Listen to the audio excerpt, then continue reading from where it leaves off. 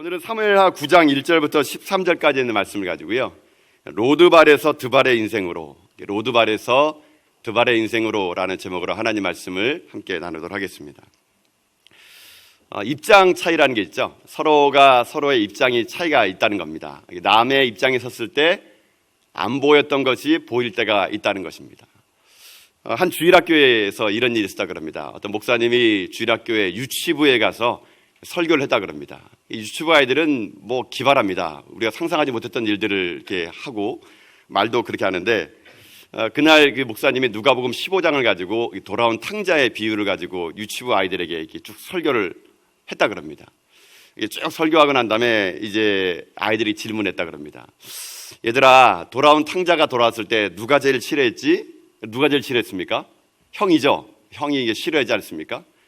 근데 어떤 아이가, 이제 키 작고 똘똘한 아이가 손을 번쩍 들면서 그 아이는 다른 대답을 하는 겁니다. 누가 싫어했는지 물어보는 목사님의 질문 앞에 그 꼬마아이가 이렇게 대답합니다. 살찐 송아지요. 이렇게. 살찐 송아지가 싫어하죠. 자기는 주가 되니까. 그 후로부터 그 집안은 아들이 나갈 때마다 누가 주가 될 것인지를 고민하게 되고 막 그랬다는 게 있는데, 입장을 바꾸는 겁니다. 우리는 고정관념이라는 게 있죠. 항상 이럴 것이다, 이럴 것이다. 근데 아이들은 그 고정관념을 뛰어나가지고 다른 대답을 한다는 겁니다. 상식적으로 또는 이치적으로 맞지 않는다 하더라도 다른 사람의 입장에서 다르게 바라본다는 것은 되게 좋은 일일 겁니다. 성경을 볼 때도 마찬가지 같습니다. 우리가 하나님 말씀을 볼 때 항상 우리들의 시각 속에는 고정관념이라는 게 있는 것 같습니다. 이 말씀은 이렇게 될 것이야, 이런 거 있지 않습니까? 그런 고정관념을 깨트리고 성경을 좀 더 다른 각도에서 보게 되면은 보이지 않았던 하나님의 또 다른 은혜의 말씀이 있게 되는 걸 종종 보게 되는데, 오늘 본문에 있는 말씀이 약간 그런 말씀입니다. 오늘 우리가 읽었던 이 말씀은 사무엘하입니다. 사무엘상 사무엘하는 중심 포커스 인물이 다윗이죠. 다윗의 선택, 기름 부음, 광야 생활, 왕이 된 후, 이런 다윗에 관한 이야기로 쭉 진행되는데, 오늘 본문만큼은 우리가 다윗이 아니라 다른 사람의 각도에서 오늘 본문을 보려고 합니다. 그게 누구냐? 무비보셋이라는 사람입니다. 여러분, 무비보셋 잘 모르시죠? 예, 모르시는 것 같습니다. 얼굴 표정이 다들 무비보셋 하는데, 무비보셋은 잘 모르는 인물입니다. 근데 오늘 이 사무엘하 9장의 키워드를 무비보셋으로 풀어가면 또 다른 하나님의 은혜가 있기에 오늘 무비보셋 입장에서 이 사무엘하 9장을 함께 말씀을 보기 원하는 겁니다. 그럼 무비보셋, 이 사람은 누굴까? 이 사람의 프로필을 좀 먼저 알아야 됩니다. 이 무비보셋은 자기 할아버지가 이스라엘의 초대 왕이었던 사울왕이었습니다. 사울왕이었고 그의 아버지는 요나단이었습니다. 그러니까 무비보셋은 한마디로 얘기하면 누구냐면요, 왕손입니다. 왕손, 왕의 자손입니다. 근데 이 왕손이었던 이 무비보셋에게 어떤 일이 있었느냐? 그가 5살 때 그의 할아버지인 사울왕과 그의 아버지 요나단이 전쟁터에 나갔다가 그만 전사하고 맙니다. 전사했다는 소식이 그가 있는 성에 들려올 때 그 아버지와 할아버지가 죽었다는 말을 듣고 유모가 그 무비보셋을 안고 뛰다가 그만 넘어져 버립니다. 떨어뜨려 버려요. 그래가지고 그 후로부터 그가 평생 절음발이 인생이 되는데, 그것을 사무엘하 4장 4절에서 이렇게 기록해 놨습니다. 우리 사무엘하 4장 4절 말씀 우리 같이 한번 읽어볼까요? 같이 읽겠습니다. 시작. 사울의 아들 요나단에게 다리 저는 아들이 하나 있었으니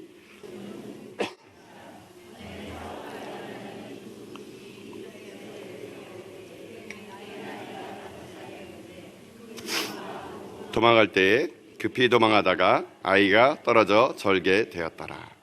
자, 보십시오. 지금 이 성경에 그렇게 정확히 나와 있죠. 5살 때 일이었습니다. 부모가 돌아갔다는 말을 듣고 유모가 데려가다가 떨어뜨렸는데 그게 평생 절음발이가 된 겁니다. 장애인이 된 거죠. 도망가는 신세니까 적절하게 치료가 안 됐을 겁니다. 왕궁에 살았다면은 당연히 치료받았겠죠. 그러나 지금 자기는 아버지와 할아버지가 죽고 남은 왕족의 마지막 남은 피입니다. 그러다 보니까 그 유모가 그것을 알고 급히 이 무비보셋을 데리고 도망가다가 이런 변을 당하게 된 것입니다.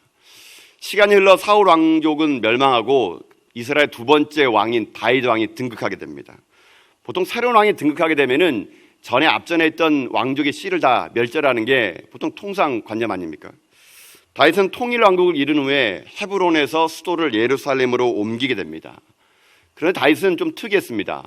자기를 그토록 죽이려 했던 사울 왕의 그 집안 사람들에게 은혜를 베풀려고 하게 됩니다. 그래서 자기를 원수가 여기던 사울의 집안에 지금 은혜를 베풀려고 누가 살아남아 있는지를 알아보려고 합니다. 오늘 말씀, 여러분 1절 말씀 보십시오. 우리 1절 말씀을 같이 읽겠습니다. 1절 사무엘하 9장 1절입니다. 같이 읽겠습니다. 네, 자 시작. 다윗이 이르되 아직도 남은 사람이 있느냐? 내가 요나단으로 말미암아 그 사람에게 은총을 베풀리라 하니라. 지금 본문에 보게 되면은 이제 다윗이 얘기하죠. 사울의 집에 아직도 남은 사람이 있느냐? 한국말로 이렇게 그냥 번역하니까 있을까라고 의문형으로 나오는데 원래 원문을 좀 더 풀어보면은 이렇게 얘기할 수 있습니다. 사울의 가문에 분명히 남은 사람이 있을 것이다. 나는 꼭 그를 만나겠다. 이런 강한 의지가 이 말에 포함되어 있는 겁니다. 그러니까 다윗 입장에서는 그냥 남아있는 사람이 있으면 그냥 뭐 은혜 베푸고 없으면 말지, 그게 아니라 꼭 은혜를 베풀겠다는 겁니다. 찾아보라는 겁니다.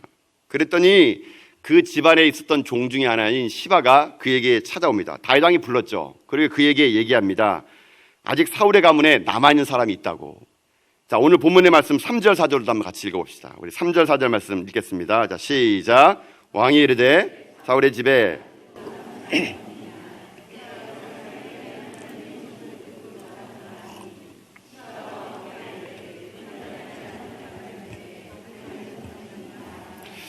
왕이 그에게 말하되 그가 어디에 있느냐 하니 시바가 왕께 아뢰되 로드발 암미엘의 아들 마길의 집에 있나이다 하니라. 지금 종이 왔습니다. 그 종의 이름이 시바입니다. 여러분 세게 발음하면 곤란해집니다. 그냥 시바입니다. 네, 특이한 이름이에요, 이 친구가. 근데 시바가 와가지고 물어보죠. 다윗의 집에 남은 자가 없느냐? 있다라는 겁니다. 어디 있느냐 물어보니까 4절에 보니까 로드발 암미엘의 아들 마길의 집에 지금 숨어 있다는 겁니다. 여기에서 중요한 오늘 핵심 포인트가 여기 나옵니다. 오늘 설교 제목이 로드발에서 드발의 인생으로, 듣도 보도 못했던 말이죠. 오늘 말이 여기 나온 겁니다. 로드발. 지금 한 사람이 살아있대요. 무비보셋이. 근데 그가 있는 곳이 로드발 암멜의 아들 마길의 집에 있다 그럽니다. 로드발, 이것을 풀어야 됩니다. 성경에 이 히브리어 성경, 구약 성경에서는요, 로가 들어가면은 이게 부정어가 됩니다. 그러니까 낫이 되는 거예요. 그러니까 로가 들어가면은 드발이 아니다, 뭐 이렇게 됩니다. 호세아서도 나와있죠. 로루하마, 로함미, 이렇게 로자가 들어가면 그것이 아니라는 뜻이거든요. 그러면 로드발이라는 말은 쉽게 말하면 드발이 아니라는 얘기인데, 그럼 드발이 뭐냐? 이 드발을 알면 되겠죠. 드발이라는 말은 뭐냐면 쉽게 말하면 목초지입니다. 이스라엘 사람들에게 목초지는 목동 생활을 하기 때문에 되게 좋은 땅이죠. 그래서 드발에 산다 그러면 좋은 곳에 사는 겁니다. 그러면 오늘 본문으로 돌아봅시다. 로자가 들어가면 반대말이죠. 드발이 아니면, 목초지가 아니면 어떤 땅입니까? 황무지입니다. 황무지.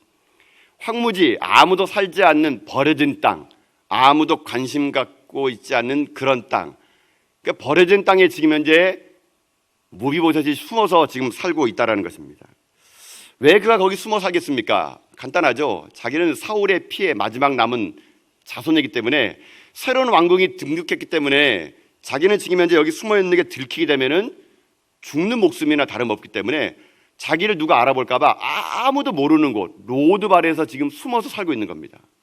그런데 그 로드발에 숨어 있는 걸 누가 안 거예요. 그래서 지금 현재 다윗 왕이 시바의 말을 듣고 사람을 보냅니다. 그리고 무비보셋을 자기에게 데려오라 그럽니다. 여러분 한번 생각해 보십시오. 숨어지는 인생인데 들통난 겁니다. 근데 왕이 자기 보고 나오래요. 그러면 아마 이 무비보셋은 생각했겠죠. 야, 여기까지 숨어 지냈는데 이제 내가 들통났구나. 이제 죽게 생겼구나. 내가 이제 다윗 왕 앞에 나가면 이제는 내가 죽게 생겼구나. 뭐 이런 마음을 가지고 나가지 않겠습니까? 그렇게 왕 앞에 나갔는데 반전이 생깁니다. 여러분 6절 7절 말씀도 한번 같이 읽어보겠습니다. 자, 6절 7절 말씀 읽겠습니다. 시작. 사울의 손자 요나단 아들 다윗에게 나와 그 앞에 엎드려 절하매 다윗이 이르되 무비보셋이여 하니 그가 이르기를 보소서 당신의 종이니이다. 다윗이 그에게 이르되 무서워하지 말라. 내가 반드시 내 아버지 요나단으로 말미암아 내게 은총을 베푸리라. 내가 내 할아버지 사울의 모든 밭을 다 내게 도로 주겠고 또 너는 항상 내 상에서 떡을 먹을지니라 하니. 여러분 지금 반전이 생긴 겁니다. 죽을 줄 알았는데 살려주겠대요. 그리고 평생 너는 앞으로 내 상에서 식탁에서 같이 밥을 먹을 수 있도록 왕권을 회복해 주겠다는 겁니다. 그뿐만이 아니라 너희 아버지, 너희 할아버지 사울왕의 땅들을 다 내게 주겠다는 겁니다. 극적인 반전이 생긴 거죠. 이 말을 들으니까 이 무비보셋이 너무나 황당한 겁니다. 그래서 8절에 이런 고백합니다. 8절 말씀 제가 읽어보겠습니다. 그가 자라 이르되 이 종이 무엇이기에 왕께서 죽은 개 같은 나를 돌아보시나이까 하니라. 지금 무비보셋은 자기를 뭐라고 표현합니까? 8절에서 자기를 죽은 개 같은 자라 그럽니다. 그러니까 아주 비참하게 자기를 얘기하는 거죠. 개라고만 해도 자기 자신을 아주 비하하는 말일 텐데 죽은 개 같은 나에게 어떻게 이렇게 나를 돌봅니까? 라고 지금 이렇게 얘기하고 있다는 것입니다. 그러면서 이 무비보셋은 평생 지금 다윗의 왕의 식탁에서 왕과 함께 모든 것을 누리며 평생 살게 된다. 오늘 본문의 내용이 바로 이런 내용이라는 겁니다. 근데 오늘 이 본문을 가지고 여러분과 제가 함께 나누고자 하는 것은 이제부터입니다. 무비보셋이라는 인물을요, 가만히 묵상하고 보게 되면은 무비보셋이 살았던 그 삶이 3000년 전의 그 삶이 오늘 우리들의 삶과 너무나 닮았다는 겁니다. 이렇게 생각해 봅시다. 무비보셋은 왕자였습니다. 궁궐에서 화려한 것을 먹고 마시며 모든 것이 보장된 인생 살았습니다. 여러분, 우리가 어떤 존재였습니까? 우리는 하나님의 자녀였습니다. 우리는 하나님의 창조를 신 에덴 동산에서 모든 걸 누리며 살 수 있는 특권을 누린 자들이었습니다. 무비보셋과 마찬가지였죠. 근데 무비보셋은 어떻게 합니까? 나중에 그 아버지가 죽고 할아버지가 죽은 후에 로드발, 죽음의 골짜기, 아무도 관심 가져주는 황무지에서 그는 들키면 죽는 목숨으로 죽은 개처럼 살았습니다. 우리도 마찬가지입니다. 죄가 우리에게 들어온 후로 우리는 어떻게 됩니까? 하나님తో 멀어졌습니다. 우리에게 남겨진 것은 죽음밖에 없습니다. 삶을 산다는 것은 죽음으로 가는 것과 똑같은 인생, 그게 우리였습니다. 다시 무비보셋 얘기해 보겠습니다. 로드발에서 죽을 수밖에 없고 아무런 희망도 없고 소망도 없는 그에게 다윗이 은혜를 베풀었습니다. 그리고 다시 그를 회복하여서 그를 왕자처럼 평생 동안 왕의 식탁에서 먹고 마실 수 있도록 그를 회복시켜 줬습니다. 우리도 마찬가지입니다. 죽을 수밖에 없는 로드발의 인생으로 아무도 우리를 관심 가져주지 않고 죽음을 향해 그저 살아갈 수밖에 없는 우리들이었는데 하나님이 그의 아들 예수 그리스도를 우리에게 보내주시고 그의 죽음으로 말미암아 우리를 구원해 주시고 우리가 그 은혜로 말미암아 이제 왕의 자녀로 살게 되는 특권을 누리게 된 것이죠. 3000년 전의 무비보셋의 인생의 삶은 오늘 이 시대를 살아가는 우리들과 너무나 닮다는 겁니다. 자, 이런 인생을 무엇이라고 얘기할 수 있겠습니까? 이런 삶을 무엇이라고 얘기할 수 있겠습니까? 한마디로 말하자면 이 삶은 은혜라는 겁니다. 은혜. 여러분, 이것이 은혜라는 겁니다. 다 무비보셋처럼 우리도 아무것도 가진 거 없습니다. 추락한 인생입니다. 소망도 없이 들키면 죽는 인생. 그런 우리의 삶을 회복시켜 준 것은 하나님의 은혜였다는 것입니다. 아무 받을 자격 없고 할 일도 없고 되갚을 수도 없는데 우리에게 무조건적으로 하나님께서 일방적으로 우리에게 쏟아 부어준 거, 여러분, 그게 은혜입니다. 그래서 여러분, 은혜라는 것은요, 자격을 따지는 게 아닙니다. 은혜라는 것은 그 사람이 받을 만한가 받지 않을 만한가 어떤 일을 행하느냐 이거 조건 보면서 주는 것이 아니라 은혜는요, 일방적으로 주어버리는 게 은혜입니다. 은혜는요, 갚을 수 없기 때문에 은혜입니다. 만약에 내가 은혜를 갚을 수 있다면 그것은 은혜가 아니라 거래가 되게 됩니다. 하나님의 은혜는 우리가 갚을 수 없기에 우리는요, 그 은혜를 가지고 오늘 이 자리까지 설 수 있게 된다는 것입니다. 우리 중에 그 어느 한 분은 은혜 아니고서 이 자리까지 올 수 있는 분이 있었겠습니까? 자기의 공로로, 자기의 힘으로, 자기의 능력으로 내가 여기까지 살았다고 얘기할 수 있는 사람이 어디 있겠습니까? 그렇게 살았다고 얘기할 수 있겠죠. 그런 사람은 은혜를 모르는 사람입니다. 정말 은혜를 아는 사람은 무엇이냐? 자격 없는 나에게 한량없는 하나님의 사랑을 부어주시고 개 같은 나, 아니 죽은 개 같은 나에게 하나님께서 사랑을 베풀어 주어서 나를 오늘도 숨쉬게 하고 나를 살게 하신 그 하나님의 은혜, 여러분, 그게 감사해서 오늘 이 자리에 온 거 아니겠습니까? 그 은혜에 감사해서 여러분 찬양하는 거 아니겠습니까? 그 은혜에 감사해서 오늘 예배를 드리는 거 아니겠습니까? 여러분, 그 은혜가 우리에게 부어지고 그 은혜가 우리에게 회복될 때 우리는 다시 한번 우리들의 삶이 하나님 앞에 역사가 되고 하나님을 찬양하는 사람이 될 수 있다는 겁니다. 제가 이제 신방을 쭉 다녀보게 되면은요, 참 많은 분들이 변화됐더라고요.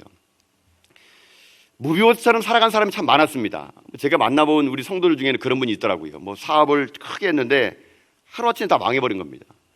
도저히 일어날 수 있는 힘도 없고 용기도 없다 그럽니다. 자녀들을 위해서 그토록 애지중지 키웠더니만 사춘기 돼서 아이가 빗나가기 시작합니다. 자기의 전부였던 아이가 그렇게 빗나가니까 마음이 천갈래 만갈래 찢어진다 그럽니다. 원치 않았던 질병이 자기에게 찾아왔다 그럽니다. 자기가 왜 이런 질병이 왔는지 하나님도 많이 원망했다 그럽니다. 모든 것이 다 무너졌다 그럽니다. 그런데 그들의 고백이 무엇이냐면 그래도 이만큼까지 살 수 있게 한 것이 하나님의 은혜였다고 고백하는 거, 저는 그런 분들 이야기 참 많이 들었습니다.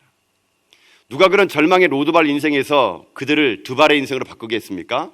하나님의 은혜였다는 겁니다. 그 하나님의 은혜가 있었기에 그들의 인생의 삶이 하나님으로부터 회복되고 압도된 그 은혜 속에서 그들의 인생의 삶이 바뀐 것이죠. 우리는 그 은혜를 잊지 말아야 됩니다. 우리는 그 은혜를 결코 잊지 말아야 됩니다. 그래서 은혜의 본질을 어떻게 얘기할 수 있느냐? 여러분 3절 말씀을 다시 한번 보면서 은혜의 본질이 무엇인지 한번 다시 한번 깨달아 봅시다. 3절 말씀을 같이 읽겠습니다. 시작. 왕이 이르되 사울의 집에,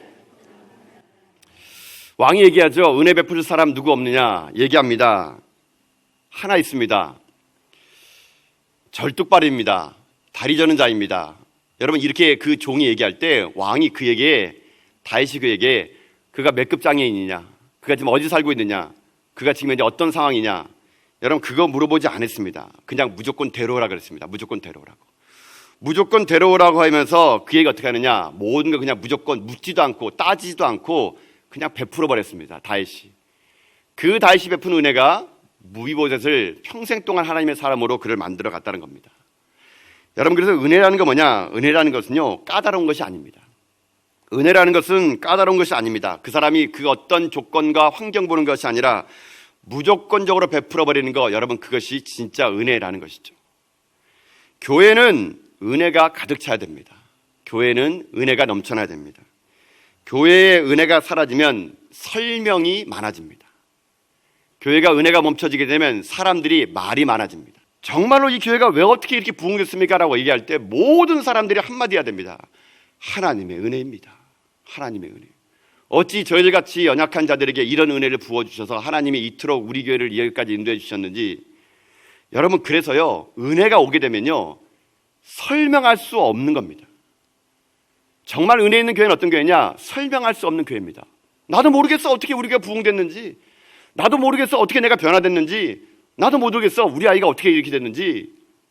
조건을 따지는 것이 아니라 설명할 수 없는 교회, 여러분 그런 교회가 은혜 있는 교회예요. 정말로 이 땅에 삶을 살아갈 때 은혜 받은 자들은요 설명을 못하는 겁니다. 내가 어떻게 이 자리까지 오게 됐는지 도저히 아무리 봐도 설명이 안 되고 납득이 안 되는 거예요. 여러분 그것이 진짜 은혜 받은 거라는 것입니다.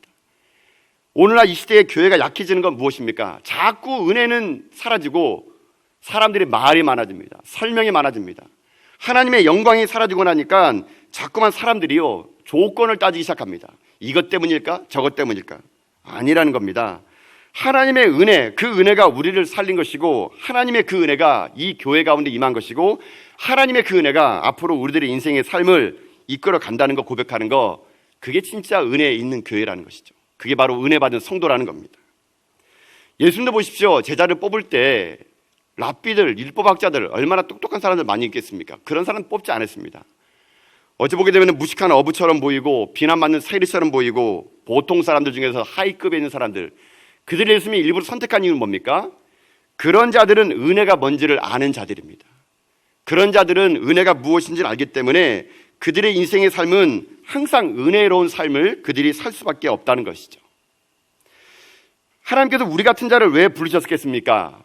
여러분 우리가 은혜를 알기 때문에 그런 겁니다. 바울의 고백처럼 나이 나된 것은 다 하나님의 은혜다 고백하는 것이죠. 무비옷에 임했던 그 하나님의 그 다윗의 은혜, 오늘 우리들에도 하나님의 은혜가 우리에게 부어졌다고 생각합니다. 여러분 우리는 은혜 받은 자들입니다. 믿습니까? 저는 사순절을 보낼 때마다 제 마음속에 가슴 혈류관 쓰신 예수님의 사랑이 자꾸만 생각나서 너무 죄송스러운 마음이 너무나 듭니다. 그때마다 저는 이 옛날 영화가 하나 생각납니다. 여러분 다 아시는 것처럼 모스트란 영화입니다. 다리라는 영화인데요. 이 영화의 내용은 이런 겁니다. 운하에서 다리를 내리는 일을 하는 한 아버지가 있었는데 그에게는 사랑스러운 아들이 한 명 있었습니다. 근데 이 아들과 함께 아버지가 어느 추운 날 함께 자기가 일하는 일터에 이 아들을 데리고 가게 됩니다. 그리고 아들에게 얘기합니다. 아들아, 그 30분 후가 되면 기차가 올 건데 너와 함께 이 다리를 한번 내려보자. 아들은 아빠와 함께 그 현장에 가서 있는 것이 감사해서 거기서 기다리고 있게 됩니다. 근데 이 기차가 예정보다 일찍 온 겁니다. 분명히 다리는 지금 올려져 있어가지고 그 밑에 배가 지나기 때문에 기차가 지금 오면 안 되기 때문에 빨간 신호등이 켜졌는데도 그 기차는요, 그걸 보지 못하고 전속력을 달려서 그 다리로 지금 오게 됩니다. 이 기차의 기적소리를 들은 것은 아들이었습니다. 아들은 밖에서 있다가 기적소리를 듣고 아버지를 부릅니다. 아버지, 기차가 너무 빨리 와요. 그러나 그 아버지는 그 기계실 안에서 기계를 장비하느라고 아들의 소리를 못 듣게 됩니다. 아들이 생각합니다. 안 되겠구나.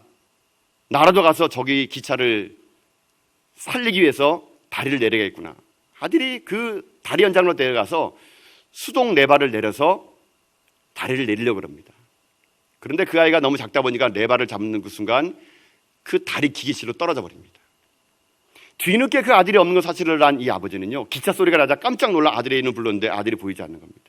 그리고 아들이 그 기계실로 떨어져 버린 거예요. 이 아버지는 이제 선택을 해야 됩니다. 내가 이 다리를 내리면 아들은 기계실에서 죽게 됩니다. 그러나 내가 아들을 살리기 위해서 그곳에 가게 되면은 저 기차에 타고 있는 수백 명의 사람들이 차디찬 강물로 떨어져 죽게 됩니다. 그 아버지는 어떤 선택을 했을까요? 아버지는 아들의 희생의 핏값으로 그 기차에 있는 사람들을 다 살려냈습니다. 레바를 내리고 아들에게 달려가고 싶었지만 그 기차가 그 아들에게 가는 길을 막았습니다. 차디찬 기계실에서 아버지 이름을 부르고 죽어가는 그 아들에게 다가갈 수 없는 그 아버지는 기차가 야속하기 그지 없었습니다. 피투성이가 된 그 아들을 끌어안고 철길을 걸어오는 그 아버지의 심정. 그러나 그거 아십니까? 기차 안에 있는 사람들은 아무도 몰랐습니다. 그 희생의 핏값 위에 내가 그 다리를 건너왔는 것을 기차 안에 있는 사람들은 아무도 몰랐습니다. 우리도 아무도 모르고 이 자리까지 온 거 아닙니까? 하나님의 은혜는 우리가 알아채지 못하도록 우리에게 임했습니다. 우리는 인생을 걸어오면서 수많은 하나님의 은혜를 맛보았지만 마치 그 기차에 타고 있는 사람들처럼 우리는 그 사랑을 모르고 깨닫지 못하고 그 은혜가 어디 있냐고 우리는 따져가면서 그렇게 우리는 살아오지 않았습니까? 죽음에서 생명으로 우리를 건져주신 하나님의 사랑이 그토록 크고 큰데 우리는 그 사랑을 너무 모르며 살고 있다는 것이 우리의 문제입니다. 내 인생의 뒤안길에 크고 작은 십자가가 나를 오늘도 인도했는데 우리는 그 사랑 알지 못하며 그 은혜 없다고 불평하며 살았던 우리들의 삶은 아니었습니까? 정말 여러분 한번 생각해 보십시오. 예수님이 정말 나를 위해 돌아가셨다면, 정말 십자가의 사랑으로 내가 회복됐다면 우리 이제는 그 하나님의 사랑을 눈치채면서 살아야 되지 않겠습니까? 그 은혜를 찬양하며 살아야 되지 않겠습니까? 그 은혜를 감사하며 살아야 되지 않겠습니까? 아무도 몰랐던 그 기차 안에 있는 사람들처럼 우리 아무것도 모르며 살지 마시고 우리 알며 살아갑시다. 내가 받은 은혜가 얼마나 많은지, 내가 받은 그 은혜가 얼마나 크고 높은지.